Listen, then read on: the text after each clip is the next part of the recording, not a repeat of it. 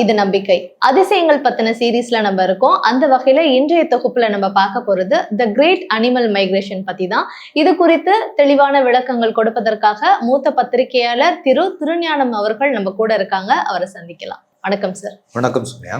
Sir, தி great animal migration அப்படின்னு சொல்லப்படுற இந்த விலங்குகளுடைய இடம்பெயர்வு அப்படின்றது என்னன்னு சொல்லுங்க.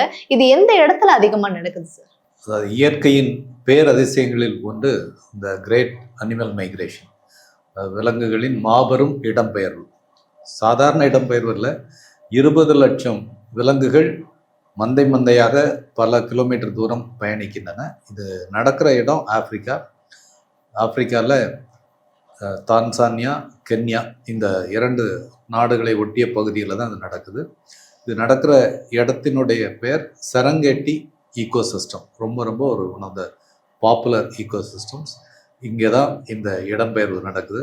இந்த அனிமல் மைக்ரேஷன் பற்றிய நிறைய சுவாரஸ்யமான தகவல்களை இன்றைக்கு தருது. சார், ஆண்டுதோறும் இந்த இடம்பெயர்வுல பங்கேற்கக்கூடிய அந்த 20 லட்சம் விலங்குகள் எவ்வளவு தூரம் நடந்து செல்கின்றன? ஒரு ஆவரேஜ் டிஸ்டன்ஸ் எடுத்துட்டிங்கன்னா 2900 கிலோமீட்டர். இது சற்றே மாறுபடலாம். 2500 கிலோமீட்டராக இருக்கலாம், 3000 கிலோமீட்டராக இருக்கலாம். இது ஒரே நேர்கோட்டு பாதை இல்லைல்ல, இது ஒரு சர்க்குலர் மூமெண்ட். சரியா, உணவை தேடி நீரை தேடி பயணிக்கின்றன. தான்சானியா நாட்டின் செரங்கேட்டி ஈகோ சிஸ்டத்துடைய தென்பகுதியிலிருந்து தொடங்கி மேற்கு நோக்கி புறப்பட்டு வடக்கே கென்யாவினுடைய மசாய் மாரா பகுதிக்கு போயிட்டு மீண்டும் சுற்றி அதே இடத்துக்கு திரும்பி வருகின்றன. கிட்டத்தட்ட ஓராண்டில் ஒரு சுற்றுப்பாதையில் நடக்கக்கூடிய இந்த மைக்ரேஷனுடைய தூரம் இன் ஆவரேஜ் 2900 கிலோமீட்டர்ஸ். இவ்வளவு பிரம்மாண்டமான இந்த பயணம் விலங்குகளுக்கு மத்தியில ஏன் நடக்குதுன்னு தெரிஞ்சுக்கலாமா? அடிப்படையில் உணவு மற்றும் தண்ணீரை தேடிதான் இந்த பிரம்மாண்ட பயணம் நடக்குது. ஒரு இடத்தில் புல்கள் காய்ந்து தண்ணீர் பற்றாக்குறை ஏற்படும் போது மழை எந்த பக்கம் போகுதோ அந்த பக்கத்தை நோக்கி இந்த ஒரு சுற்றுச்சூழல் பயணம் நடக்குது. இன்னொரு முக்கியமான காரணம், செரங்கேட்டி ஈகோ சிஸ்டத்தில் ஜனவரி பிப்ரவரி மாதங்களில் ஒரு வித்தியாசமான சூழல் அங்கே இருக்கு. அதாவது கிட்டத்தட்ட 15 லட்சம் ஒயில்டு பீஸ், காட்டு மாடுகள், காட்டு எருமைகள்னு சொல்லலாம், அவை ஒன்று கூடி அங்கே அவங்களுடைய ப்ரீடிங் சீசன், அது இனப்பெருக்க காலம்.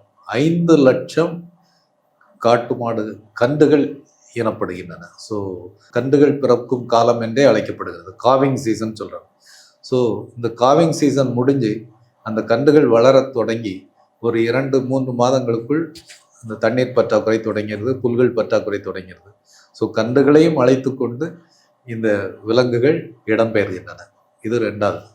3வது, இது அந்த செரங்கேட்டி ஈகோ சிஸ்டத்துடைய ஒரு சூழல் ஒழுங்கமைப்புன்னு கூட எடுத்துக்கலாம். ஏன்னா ஒரே இடத்தில் அதிக புல்கள் மேயப்படாமல் அது ஒரு சுற்றுவட்ட பாதையில் இந்த விலங்குகள் வரும்போது அங்கே ஒரு ஒண்டர்ஃபுல் ஈகோ சிஸ்டம் பேலன்ஸ் நடக்குது.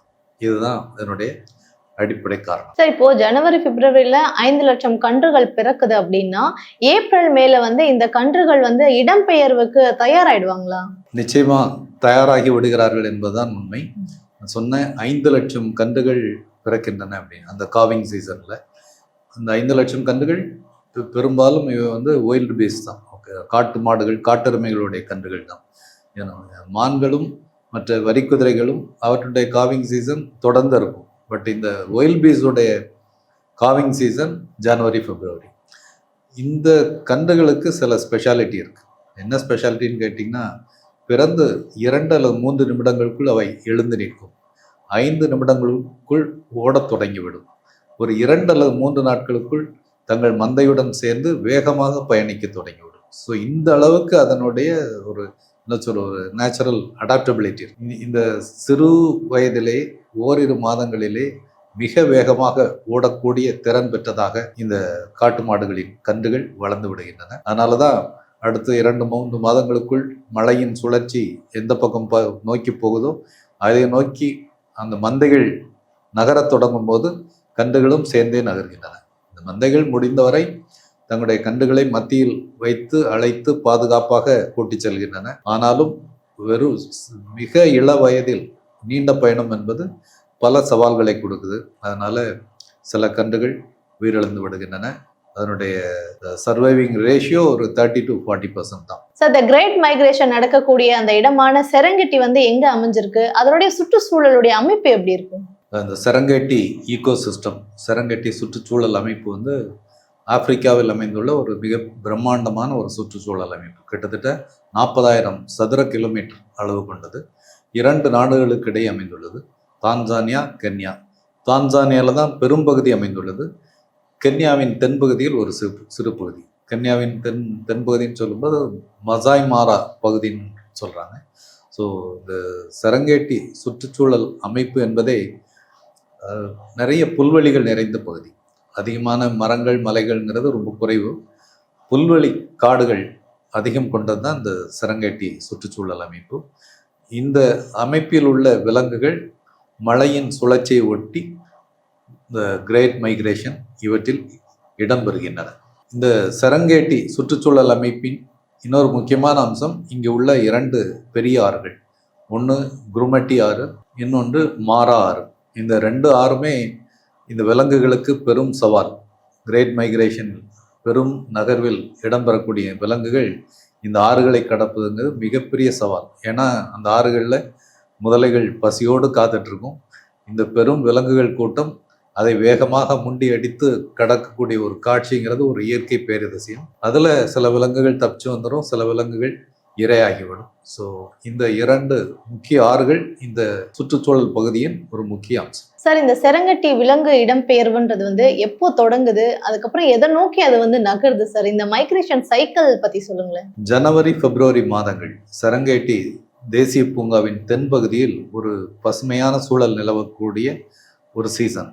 அப்போதான் மழைக்காலம் முடிஞ்சிருக்கும், பசுமையான புல்வெளிகள் இருக்கும், கன்றுகள் பிறப்பு காலமும் அந்த காலம்தான். ஸோ இந்த ஜனவரி பிப்ரவரி இந்த பெரும் விலங்குகள் கூட்டம் செரங்கேட்டியின் தென்பகுதியில் தங்கி ஓய்வெடுத்து நல்ல உணவு உண்டு தெம்பா ரெடி ஆகிட்டு இருக்கு மைக்ரேஷனுக்கு. இதுதான் ஃபர்ஸ்ட் சீசன். அடுத்ததாக ஏப்ரல் மே மாதங்களில் மழை வந்து மேற்கு நோக்கி இடம்பெயர்கிறது. செரங்கேட்டியின் மேற்கு பகுதியை நோக்கி மழை இடம்பெறும் போது இங்கே தென்பகுதியில் உள்ள புல்வெளிகள் காயத் தொடங்குகின்றன. அதனால வேற வழி இல்லாமல் இந்த பெரும் விலங்குகள் கூட்டம் மேற்கு நோக்கி பயணம் தொடங்குகின்றன. மேற்கு செரங்கட்டி பகுதியில் தான் அந்த குருமட்டி ஆறு ஓடுகிறது. இந்த குருமட்டி ஆறு ஒரு சவால் நிறைந்த ஆறு. இந்த இடம்பெயரும் விலங்குகள் குருமட்டி ஆறில் காத்திருக்கக்கூடிய முதலைகளின் வாயில் சிக்காமல் தப்பித்து ஓடுகின்றன. சில வந்து முதலைகளிடம் சிக்கிக் கொள்கின்றன. ஸோ இது வந்து ஏப்ரல் மே சீசன்ல நடக்கக்கூடியது. ஜூன் ஜூலை ஆகஸ்ட்ல மழை வந்து வடக்கு நோக்கி நகர்கிறது. அதாவது கென்யாவின் மசாய் மாரா பகுதிக்கு நகர்கிறது.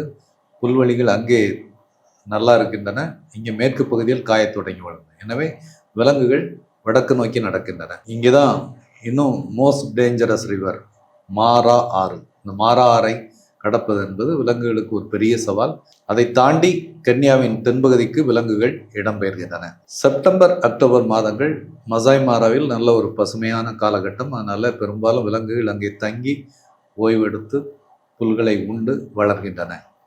நவம்பர் டிசம்பர் சீசன் மீண்டும் இந்த கென்யாவின் தென்பகுதியில் வறட்சி தொடங்கி விடுகிறது. தெற்கே மழைக்காலம் தொடங்குகிறது. எனவே மீண்டும் தாங்கள் தொடங்கிய இடத்துக்கே இந்த செரங்கேட்டி தேசிய பூங்காவின் தென்பகுதியை நோக்கி விலங்குகள் இடம்பெயர்கின்றன. இந்த வகையில் இது ஒரு சுற்றுவட்ட நடைப்பயணமாக நடைபெறுகிறது. சார், செரங்கட்டி இடம்பெயர்வுல விலங்குகள் கடக்கக்கூடிய ஆறுகளை பத்தி தெளிவா சொன்னீங்க. ஆனா இதுல நிச்சயமா ஆபத்துகள் இருக்கும்ல சார்? என்ன மாதிரியான ஆபத்துகள் வந்து அந்த விலங்குகள் சந்திப்பாங்க? 2 முக்கிய ஆறுகள் பற்றி பார்த்தோம். ஒன்று குருமட்டி ஆறு, இன்னொன்று மாரா ஆறு. இந்த 2 ஆறுகளிலும் முதலைகள் பசியோடு காத்திருக்கின்றன. அது மட்டும் இல்லை, ஆறுகளுக்கு முன்பும் பின்பும் நிறைய வேட்டையாடும் விலங்குகள், சிங்கங்கள், புலிகள், ஹைனாக்கள் எல்லாமே காத்துட்ருக்கு. இவை வேட்டையாடப்பட்டு தூக்கி எறியப்படும் மீதி பகுதிகளை சாப்பிடுவதற்காக கழுகுகளும் காத்திருக்கு. ஸோ இப்படி ஒரு வேட்டையாடிகளின் பெரிய தேடலுக்கு இடையில தான் இந்த விலங்குகளோட இடம்பெயர்வு நடக்கும். அதனால முடிஞ்சவரை இந்த விலங்குகள் மந்தைகளாக தங்கள் கன்றுகளை மத்தியில் வைத்து பாதுகாத்து கூட்டி செல்கின்றன. குறிப்பாக இந்த ஆறுகளை கடக்கும்போது அதுக்குரிய சில ஸ்ட்ராட்டஜிஸ் வச்சு தப்பிக்க பார்க்கின்றன. முடிந்தவரை முதல்ல ஜீப்ராஸ் கடக்கும், அடுத்து காட்டு எருமைகள் கடக்கும், அடுத்து கடைசியாக சிறுமான்கள் கசல்ஸ் கடல். ஸோ இந்த பேட்டர்ன் அவை கடைப்பிடித்து முடிந்தவரை தங்கள் மந்தைகளை காப்பாற்றி எடுத்து செல்கின்றன. ஆனாலும் முதலைகளோ மற்ற வேட்டையாடிகளோ தங்களுக்கு தேவையான இரைகளை போட்டி போட்டு எடுத்துக்கொள்வதும் நடக்கும். இந்த இடம்பெயர்வுல இவ்வளவு ஆபத்து இருக்கும்போது அந்த மிருகங்கள் ஒருத்தருக்கு ஒருத்தர் எப்படி உதவுறாங்கன்னு தெரிஞ்சுக்கலாமா? இது இயற்கையின் ஒரு அற்புதமான அமைப்பு தான். 3 வகையான விலங்குகள் இடம்பெறுகின்றன.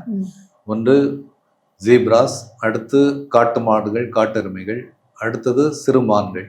ஸோ இந்த 3 தனித்தனி மந்தைகளாக தான் போகுது. ஒவ்வொரு மந்தையிலையும் குறைஞ்சது ஒரு 1000-2000 விலங்குகள் சேர்ந்து தான் இடம்பெறுது. இவை என்னன்னா ஒன்றுக்கு கம்யூனிகேட் பண்ணிக்குது. முக்கியமாக ஜீப்ராஸ் தான் தலைமை தாங்குது. ஏன்னா அவங்களுக்கு கொஞ்சம் கூடுதல் சென்சஸ் உண்டு. அது தூரத்திலிருந்தே எதிரிகளை அடையாளம் காணக்கூடிய ஒரு பண்பு உண்டு. அந்த மாதிரி வேட்டையாடி விலங்குகள் வருமானால் அவை எச்சரிக்கை கொடுக்கின்றன காட்டு எருமைகளுக்கும் மான்களுக்கும். ஸோ இப்படி ஒரு சிஸ்டம். அதே மாதிரி ஆற்றை கடக்கும்போது கூட முதல்ல ஜீப்ராஸ் போகுது. ஏன்னா அவங்க கொஞ்சம் ஃபாஸ்ட்டாக போக முடியும், சென்சஸும் ஷார்ப்பாக இருக்கும். அடுத்து காட்டெருமைகள், அடுத்து மான்கள். இந்த மாதிரி இந்த 3 வகையான விலங்குகளும் ஒரு நட்புணர்வோடு ஒருவருக்கொரு உதவி வேட்டையாடிகளிடமிருந்து பாதுகாத்து, முக்கியமாக கன்றுகளை மத்தியில் வைத்து பாதுகாத்து எடுத்து செல்கின்றன. செரங்கட்டி இடம்பெயர்வு இயற்கை சூழல் சமநிலை பாதுகாப்புக்கு எந்த அளவுக்கு உதவியா இருக்குன்னு தெரிஞ்சுக்கலாமா சார்? அந்த ஈகோ சிஸ்டம் பேலன்ஸ் பல வகையில நடக்குது. முதல் விஷயம் என்னன்னா புல்வெளி மேலாண்மை, அந்த கிராஸ் சிஸ்டம் மேனேஜ்மெண்ட். இதில் என்ன நடக்குன்னா, நான் சொன்ன 3 வகை விலங்குகள், இதில் ஜீப்ராஸ் வரிக்குதிரைகள் உயரமான புல்லை மேயக்கூடியவை. ஸோ முதல்ல போகிறதுனால உயரமான புல்லை மேய்ந்து விடுகின்றன. அடுத்து காட்டெருமைகள் நடுத்தர புல்லை மேய்கின்றன. சிறுமான்கள் சிறு புல்லை மேய்கின்றன. இந்த வகையில் அந்த புல்களை மேய்வதில் கூட ஒரு சமநிலை பாதுகாக்கப்படுது.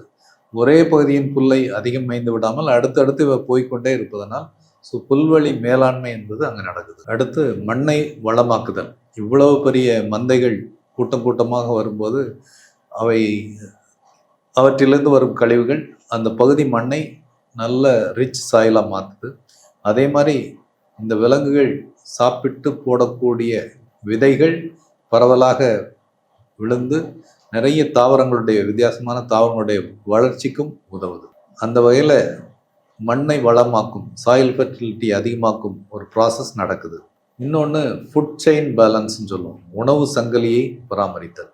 இவ்வளோ பெரிய பிரம்மாண்டமான 20 லட்சம் விலங்குகளுடைய இடம்பெயர்வுங்கிறது ஒன்று, இந்த விலங்குகள் தங்களுடைய சந்ததிகளையும் வளர்த்து வளமான பகுதிகளுக்கு கூட்டி செல்கின்றன. அதே நேரத்தில் வேட்டையாடி விலங்குகள், சிங்கங்கள், புலிகள், முதலைகள், ஹைனாக்கள் இவையெல்லாம் தங்களுக்கு தேவையான இரையை பெற்றுக்கொள்கின்றன. அவை சாப்பிட்டு போடும் பகுதிகளை எடுத்து சாப்பிடுவதற்காக கழுகுகள் போன்றவை காத்திருக்கின்றன. ஸோ ஒன்றுக்கொன்று உதவி அந்த ஃபுட் செயின் பேலன்ஸுங்கிறதும் நடக்குது. ஸோ இந்த வகையில் செரங்கட்டி சுற்றுச்சூழலை சமநிலைப்படுத்தி பாதுகாப்பதற்கு இந்த மாபெரும் இடம்பெயர்வு ஒரு காரணியாக இருக்கு. சார், இந்த சிறப்பான செரங்கட்டி இடம்பெயர்வை பார்க்கறதுக்காக சுற்றுலா பயணிகள்லாம் வராங்களா? அப்படி வந்தாலும் எங்க இருந்து சார் பார்ப்பாங்க? இது ஒரு மிக பிரபலமான சுற்றுலா தலமாக மாறிவிட்டது. ஏன்னா கிரேட் மைக்ரேஷன்ங்கிறது காண்பதற்கே அற்புதமான ஒரு காட்சி. நிறைய ஃபோட்டோஸில் வீடியோஸில் பார்க்குறோம். அதை நேரில் பார்க்கணுன்னு விரும்பி நிறைய பேர் போகிறாங்க. குறைந்தபட்சம் 5 லட்சம் பேர் இதை பார்வையிடுவதற்காக அங்கே போகிறாங்க. அவங்க இந்த சுற்றுலா பயணிகள் தங்குவதற்கும் நின்று பார்வையிடுவதற்கும் பல அமைப்புகளை அந்த நாடுகள் உருவாக்கி இருக்கின்றன.